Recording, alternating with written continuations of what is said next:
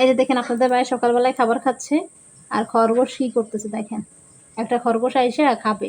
আসলে খরগোশরা এরকমই করে, ওরা আসলে অনেক মানুষকে পছন্দ করে, মানুষের ভালোবাসা পাইতে ওরা বেশি পছন্দ করে। কিরে কলের ভিতরে উঠে এনে গেছে। এনে খাবি? এই যে দেখো যে খাচ্ছে। যাই খাক ওকে দিতেই হবে। যাও খাও। ও একটু বেশি মিশুক বুঝছো, দেখো না কেমনে খাইতে চলে যায়। যে এখন কানগুলো অনেক সুন্দর না?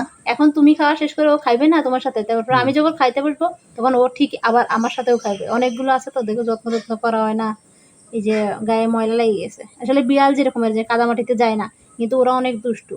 ওরা যেরকম পরিষ্কার আবার কাদা না, টাদা এখানে হইলে চলে বিষয় যায়। হচ্ছে খরগোশ তো যদি ইয়ে হইতো, এমন হইতো একটা দুইটা তাহলে হইতো, অনেক খরগোশ যার জন্য যত্ন নেওয়া হচ্ছে না। হ্যাঁ হ্যাঁ। আর এই যে বাড়িতে তো কাদা বালির মধ্যে দৌড়াদৌড়ি করে এরকমের। ওই যে ওর খাওয়া শেষ, ওরে যতই খাও না কেন পেট আর ভরে না। যা খাইবা সেটাই খাইতে চাইবো। আম কাঁঠাল লিচু যাই হোক না কেন, চিপস খাইলে ওরে দিয়া লাগবে এরকমের। কিরে আবার তারপরে আসবি? আবার খাবি? এই যে আবার আসবে নাকি খাওয়ার জন্য? আবার খাইতে যাচ্ছে, মানে ওইটুকু খাওয়া হয়ে গেছে, এখন আবার দাও। এখন আবার খুঁজে যে নিচেই পড়ছে নাকি বা নিচে দিছে নাকি, এই যে আবার উঠে যাবো কোলে। আরে ও এখন খুঁজে আবার আসবো আসবো, এই যে কোলে উঠে গেছে। একই একই। আর একটু দাও, না হলে আবার কোলে উঠে যাইবো। দেখছো কত দুষ্টু।